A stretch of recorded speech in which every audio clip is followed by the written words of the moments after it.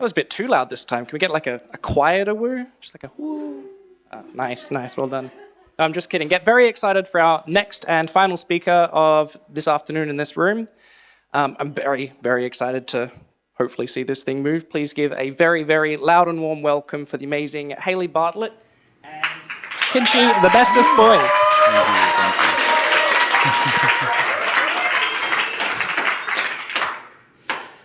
Hello, everybody. Welcome back to those who saw me present in the Student Showcase. I'm actually presenting my other project today called Pinchy, the bestest boy. So, for those who don't know me, my name is Hailey Bartlett. I took a gamble on what side of the stage I'd be standing on, and it looks like I lost. Yeah, so I'm a Year 12 student back in the ACT at Bergman Anglican School, and this is my first ever PyCon. Thank you. Yeah. So, a little bit of information about me. Mandatory social plug. Please hire me. I'm like really good at this stuff, I swear.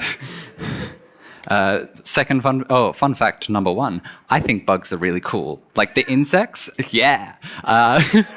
Like the insects, not the coding bugs. Those are just really annoying. They get a bad rap because like people think they're creepy and crawly, but I think those people are wrong.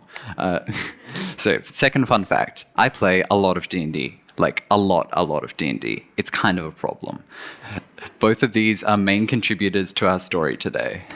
So, what is Pinchy?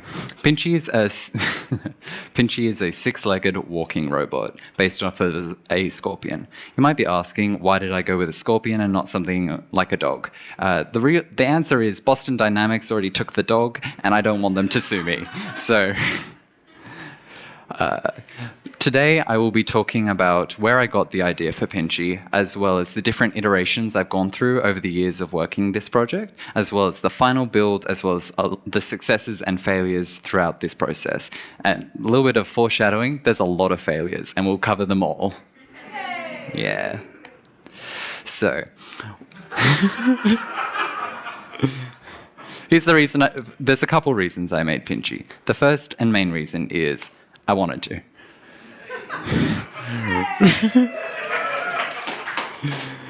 Robots are cool, everyone can agree on that, and I wanted a robot of my own. The second reason was people suck, and so I wanted... People suck, so I wanted a robot to replace all my real-life friends and family, so I could... Sorry, guys. So I could ignore all that icky human social interaction. The third reason, my teacher bet me I couldn't. Spite is an amazing motivator, and it has carried me through the last 2 years and 700 hours of working on this project. So, picture this. This is kind of the start of Pinchy. Back in 2023, so picture then. COVID is still a big deal, everyone's wearing masks, I'm about a foot shorter and have about a foot less hair. My friend comes up to me and goes, "Hey Hailey, you should join the IT class. The teacher is pretty cool, and it's better than Indonesian, which is what you were doing before." So I decided to join the IT class, and we were working with these little things called microbits. And I thought to myself, hey, these are pretty cool. So I decided to, because I joined in the middle of the year, I decided to complete the entire previous semester's classwork in the first 3 weeks, because that was the logical thing to do. Then, after that, we moved on to working on robotics with microbits, plugging in different components, making things interact with the real world. And I thought, this is even cooler. How does it keep getting cooler? So, at the end of our robotics unit, we started doing a final project. So I decided to make a walking robot, because no one in the class had made one yet, and I wanted to be the first. So I plugged in 12 of those little 9-gram servos, as well as some foam core that I put together on the weekend, and made a little walking robot. It didn't technically walk, but it crawled, which I thought was the coolest thing. You may notice that the cable management isn't really good at all. Just a warning, that doesn't get better. So moving forward to the start of year 11, there's a bit of a time skip there because apparently there's stuff in the IT curriculum other than just robotics. So I made some really big advancements with this one. So the first one is I actually downgraded from 12 servos to 8, so I only had 4 legs. This was still using the same kind of 2 servo design, so I was able to get like this motion, and I'll move over here, like a this motion and like a this motion, because that's all you need for a leg, right? So with those 4 legs, I was able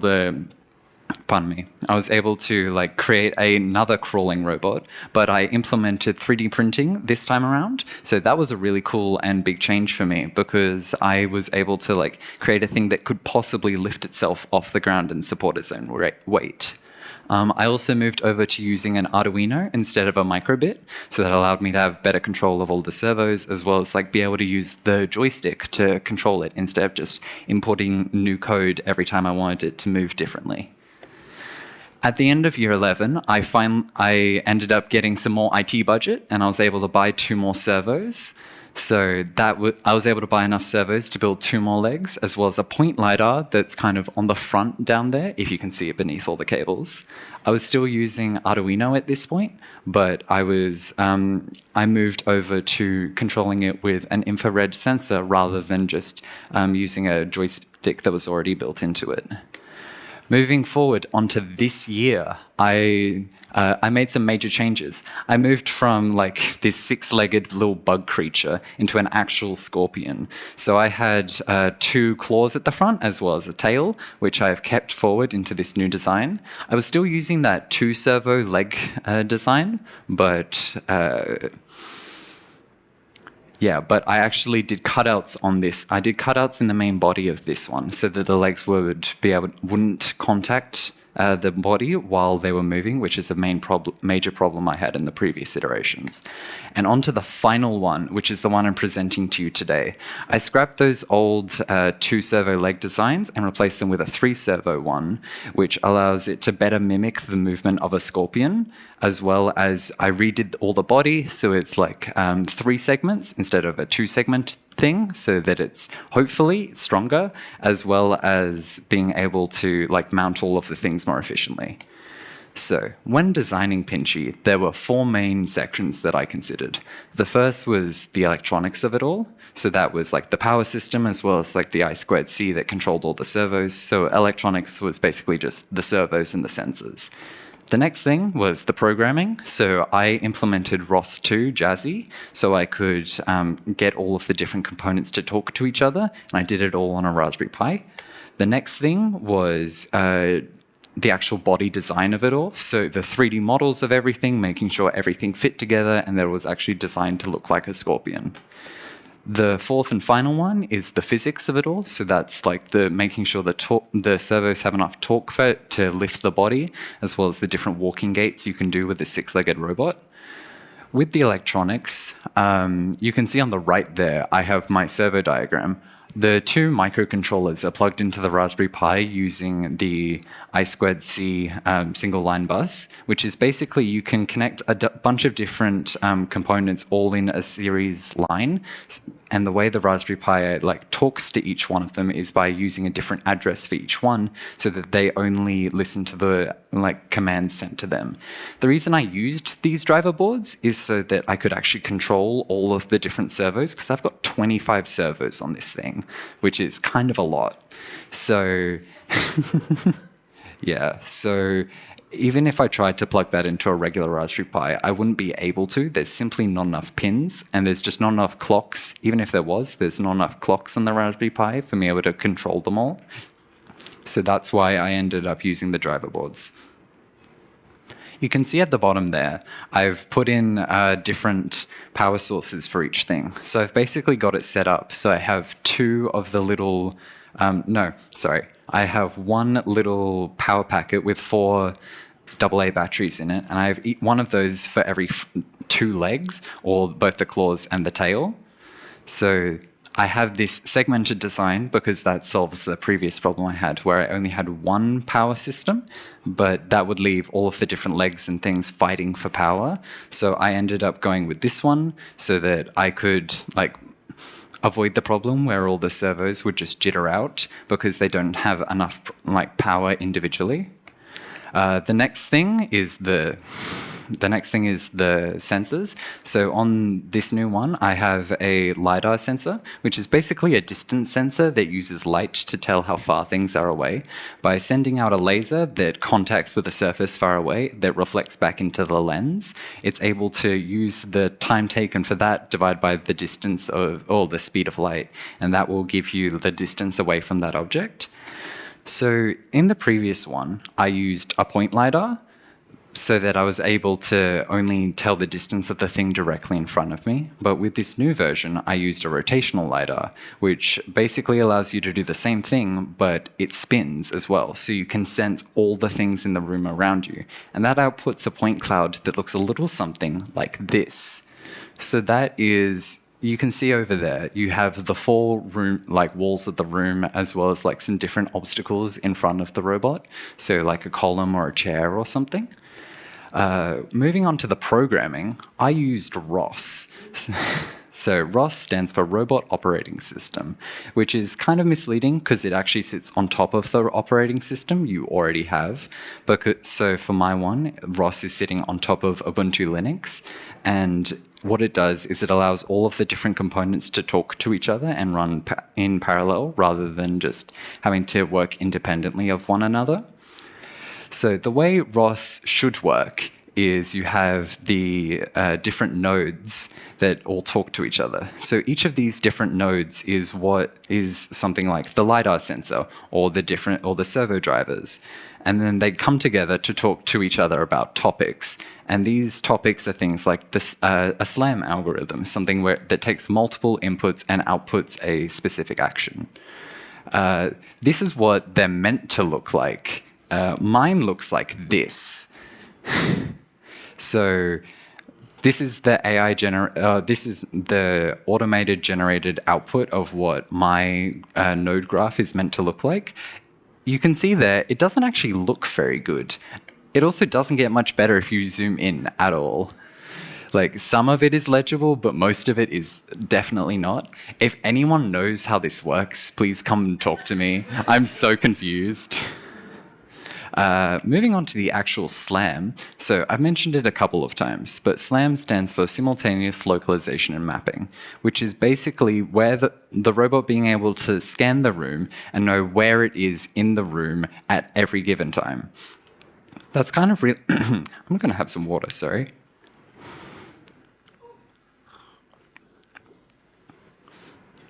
So the way SLAM works is it's really easy to tell where you are in a room if you only have one reference frame. If your LiDAR only does one loop and the robot hasn't moved, the robot's always going to be in the middle of the map, so it's pretty accurate. But as soon as the robot takes a step forward, all of that data can kind of go into the garbage because none of it is in reference to where you are currently. So SLAM solves that problem, creating a bridge between the different reference frames, and it does this using odometry data. So for a wheeled robot, it might count the number of wheel rotations and use those to build different. Use those to build a map based on that. Now, this would work really well in an ideal world, but unfortunately, we don't work in an ideal world. We live in a world where odometry and LiDAR sensor data isn't perfect, so the way SLAM solves this is by using a thing called loop closure, which is basically where the robot can tell where different... sorry, my bad. So, for example, if the robot is on one side of the column and is on one side of a column, it can't see around the other side of it. But if it walks to the other side of that column, it will then superimpose that new data onto the old data to create a fuller map. the way these nodes work is they basically create, each node is a landmark or a feature within the map. So one might be on one side of the column and another node might be on the other side of the column. An edge is something that connects two of those columns. So an edge might be the value of the odometry data between those two locations. When you're working with loop closure, what it does is it tells if two nodes are actually at the same location. So if the robot walks around that column back to its original location, SLAM will notice that, hey, these two locations are in the same spot. So it will adjust the length of those edges, pardon me, so that the two places are in the same location on the map. So I've talked before a little bit how this is where I got my start with using navigations, using a bit of A* to get my old project to navigate through the world around it. So what this one did is it had a point LiDAR. So instead of having a rotational one, it only had one at the front, so it could only tell what was directly in front of it. To solve this, I basically made Pinchy spin in a circle, so it was its own LiDAR. So I'm going to show you a video where Pinchy has finished spinning in a circle. It then sends all of that data over to my laptop, which creates a map. And then you pick a location on that map, which then sends the data back to Pinchy, and it will walk to that location. So if you can see there, it's just finishing up. And then it has created a small map on my laptop. This was from like a year ago, though, so I'm very proud of year 11 of me. Thank you. So on that map, it's kind of hard to see, but on the right side, you can kind of see the four walls of the room I was in. And on the left side, you see that denser cluster, which is the hallway I was in when I recorded this. So moving along, with this current version, I've tried to implement a proper SLAM algorithm, so it's able to actually reference different frames and be able to navigate between the two. Unfortunately, it didn't work. So the SLAM toolbox, which was the topic, actually, sorry, my bad. It was the topic. The topic that was being used to create the SLAM map was failing to compute the odometry data. So this basically led to all of the different nodes being placed one on top of the other. So it ended up just failing to create a map because there was no edges. So there was no loop closure, and it just failed to do anything from there. If anyone knows how SLAM Toolbox works and how I can fix this, please talk to me. That'd be great. I'd like to get this working at some point. So moving on to the physical design of it, Pinchy is 3D printed in this newer version, like I mentioned before. That allows me to create complex pieces of my own design that have the ability to lift itself up. Underneath that mess of cables, you can see the 3-segmented body. Those are all connected with biscuit joins, which I thought would be structurally stable enough. That comes up later, by the way, so remember that. It's a tool that'll help us later. Moving on, we have the claws that I modeled after an actual scorpion claw. So they have one movable finger and one stationary finger. This allows the servo to output all of the force to one location rather than having to distribute it across multiple different pinches. I designed the claws so that when they were perpendicular to the Pinchy's body, they would meet in the middle and be parallel. So when at rest, it would kind of just sit like an actual scorpion. On the side there, you can see the legs that have 3 kind of 4 segments. So with the leg design, I've got it so that Pinchy can move pretty similarly to an actual scorpion. The base one on the top left is actually the hip, so that allows Pinchy to move in this direction. So the legs can move forward and backward. Then I've got the middle one, which I call the femur, which allows Pinchy to move up and down, which is the same motion that it had back when it only had 2 servos. But what I've added to this one is I've added the tibia, which basically allows Pinchy to have a knee, which is pretty similar to what an actual scorpion has. Even though they have 7 segments, I didn't have the weight management to put 7 servos on a Pinchy leg. So I thought 3 was enough. Moving on to the tail. The tail is designed after kind of a little bit like a human finger almost. So in your finger, you have two tendons, one on the front and one on the back. The one on the front is contracted when you bend your finger down and is released when you bend your finger up. The opposite is true for the one on the back.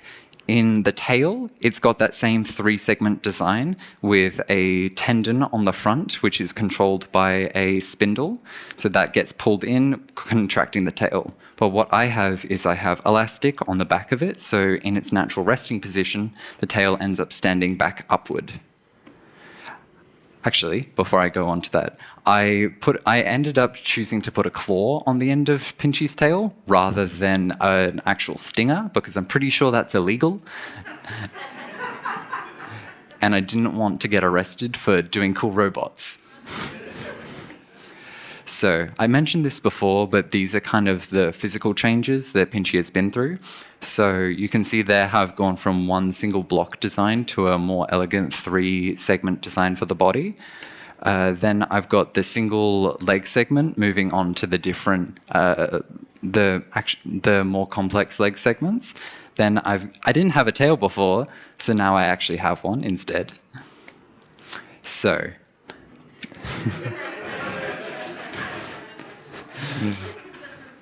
Where I want to go with Pinchy is more like the image on the left, with Pinchy, with there being an enclosure around all of the different components, rather than just everything being free to air, which means that I'd at least be like hiding the poor cable management.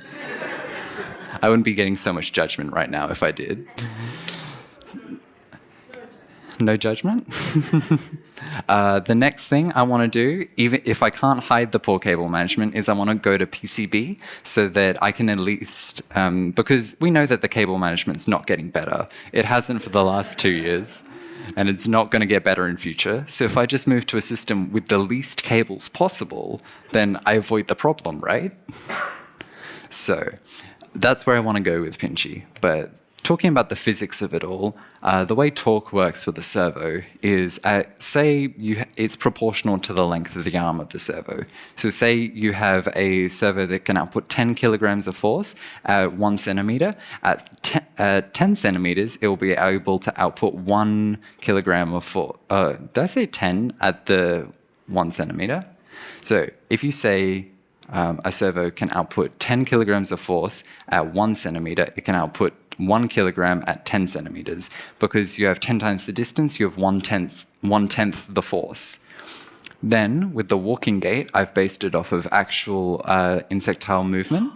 So what Pinchy does is called an alternating tripod walking gait, which I like to picture as 2 different overlapping triangles, with each point of the triangle being a different leg. So on one side, you have the foremost and backmost leg on one side being the points of the triangle, and the middle middle leg on the other side being a triangle, being the point of the triangle. So then, and the opposite is true for the mirrored triangle. So these basically act as the 2 steps for Pinchy, being able to, all of those legs being moved in sequence. So 3 legs are always in contact with the ground at any given time, meaning that Pinchy's center of gravity is always supported within that triangle. Moving on to the problems we talked about before, this is where the biscuit join thing that I talked about came in. So I may or may not have been transporting Pinchy, and there may or may not have been Pinchy in too small a box that put too much force on a join that was not meant to take force in that direction, and it may or may not have delaminated the joint. Yeah, unfortunate. But we are still going to do a live demo, and if Pinchy dies gloriously on this stage, then so be it.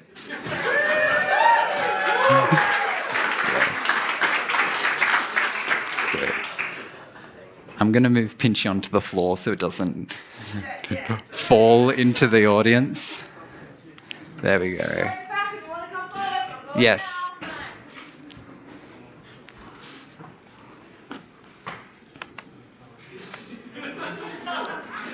Very, very quietly. There we go. It wants me to log back into the Raspberry Pi.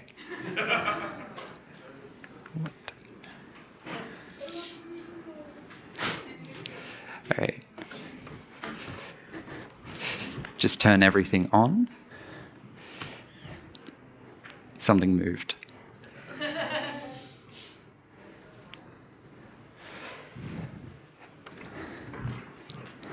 This is the moment. This is when it all either works perfectly or it dies gloriously.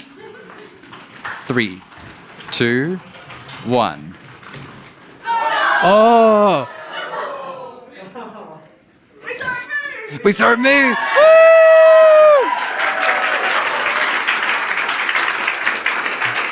Oops. It did, in fact, die gloriously. Yeah. Thank you. To honor Pinchy's glorious sacrifice to the community of PyCon, I do have some actual footage from a previous demonstration. So we will get to see it like properly walk and things. But first, on the right, you can see my the LiDAR scan of the Airbnb I'm staying at. So if you want to try and dox me, go for it. But here is the video of Pinchy walking. Ooh. And then thank you.